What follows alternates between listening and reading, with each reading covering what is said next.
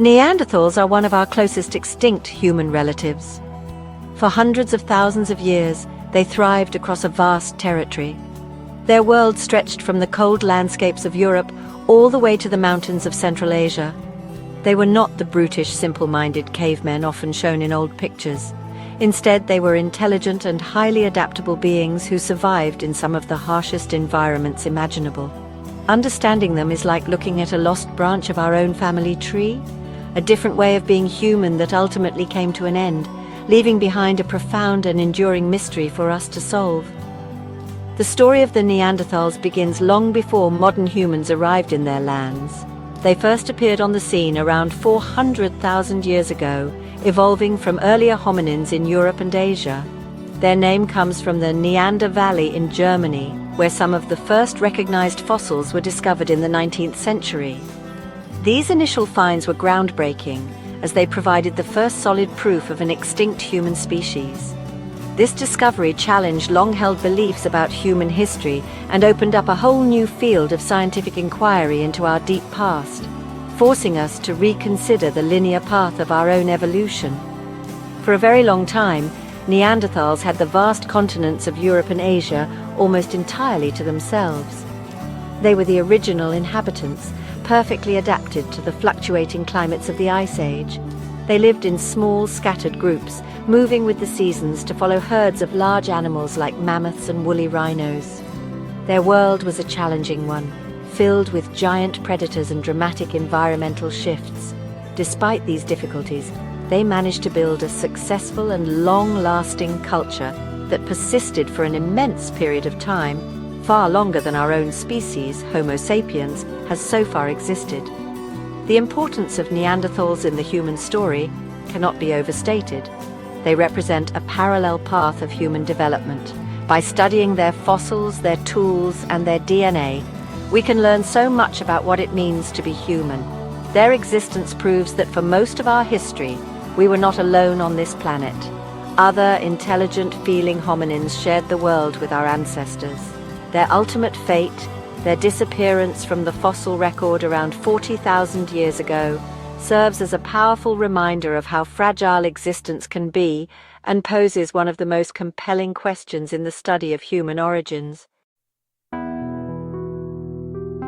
Physically, Neanderthals were distinctly different from modern humans, a result of their long adaptation to colder climates. They were generally shorter and more robust, with a powerful, stocky build that would have helped them conserve body heat. Their skulls were long and low, featuring a prominent brow ridge above the eyes, and a large, wide nose, which may have helped to warm and humidify the cold, dry air they breathed. They had bigger brains than we do on average, though the structure and organization were different. These physical traits were not signs of inferiority, but rather a testament to their successful evolution in a specific environment. Despite their different appearance, the daily lives of Neanderthals held many similarities to those of our own hunter-gatherer ancestors. They were skilled and cooperative hunters, using sturdy, stone-tipped spears to take down large and dangerous prey. Evidence from their campsites shows they were proficient toolmakers, crafting a variety of stone implements known as the Mysterian toolkit for tasks like butchering animals and preparing hides. They lived in small family groups, likely caring for the sick and elderly, a sign of strong social bonds and a capacity for compassion that we often consider uniquely human. The world of the Neanderthals was rich with a culture that we are only just beginning to fully appreciate. They controlled and used fire, not just for warmth and cooking, but likely as a central point for social gathering and safety. There is growing evidence that they had a sense of symbolism and artistry. They collected eagle talons and shells, which they may have worn as jewelry, and created abstract markings on cave walls. In some sites, there are hints of deliberate burial of their dead, suggesting they may have had rituals or beliefs about an afterlife, challenging the old idea that such complex behaviors were exclusive to Homo sapiens. However, key differences in their way of life may have played a role in their eventual fate. Neanderthal groups seem to have been smaller and more isolated than the Homo sapiens groups that later arrived in their territories.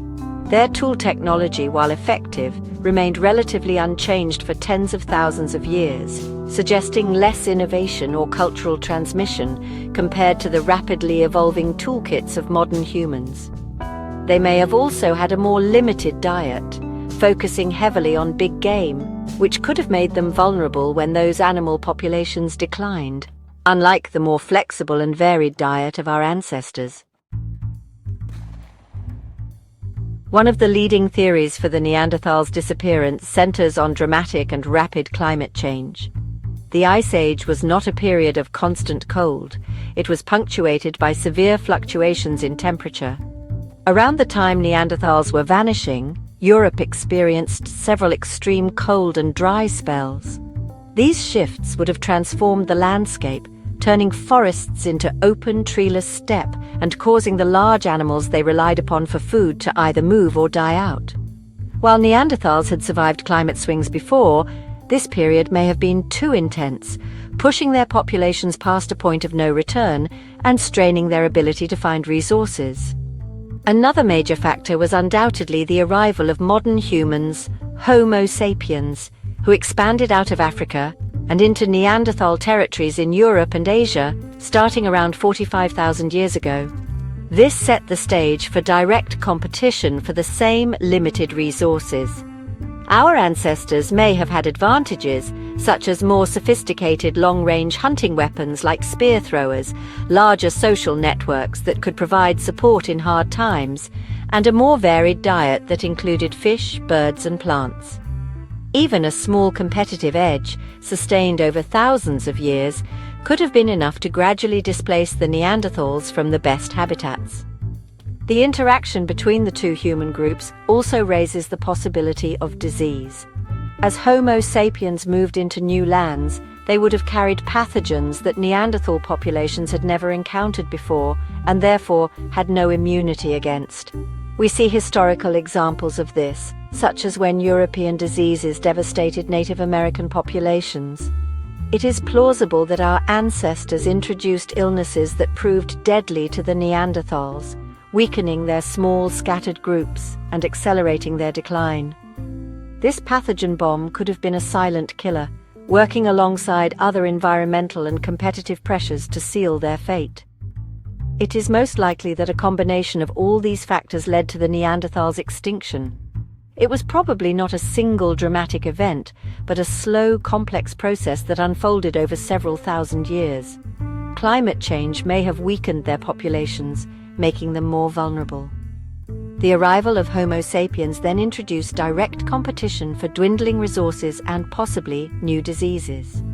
This created a perfect storm of pressures that the Neanderthals, despite their intelligence and resilience, could not overcome. Their disappearance was not a simple case of replacement, but a multifaceted story of climate, competition, and coexistence. For a long time, we thought Neanderthals vanished without a trace, a completely separate branch of humanity that hit a dead end. However, the revolutionary field of ancient DNA has completely rewritten this part of our story. In 2010, scientists successfully sequenced the Neanderthal genome, leading to a startling discovery. Most modern humans living outside of Africa have a small amount of Neanderthal DNA. This means that our ancestors and Neanderthals did not just live side by side, they met and had children together. This interbreeding happened thousands of years ago, but the genetic legacy of these encounters lives on inside us today. This inherited DNA is not just a historical curiosity, it has tangible effects on modern human biology. Scientists have linked certain Neanderthal genes to traits related to our immune system, helping our ancestors fight off new pathogens as they moved into Europe and Asia. Other genes are connected to skin and hair characteristics, which may have been advantageous in northern latitudes with less sunlight. However, some of this genetic inheritance comes with a downside, as certain Neanderthal variants have been linked to a slightly increased risk for conditions like type 2 diabetes, depression, and certain allergies in modern populations. The story of the Neanderthals matters today because it holds a mirror up to our own species. It reminds us that we were not always the only intelligent, resourceful humans on the planet.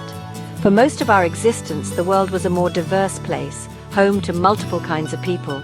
Studying the Neanderthals, their successes and their eventual extinction, provides crucial insights into the dynamics of evolution, adaptation, and what happens when different populations meet.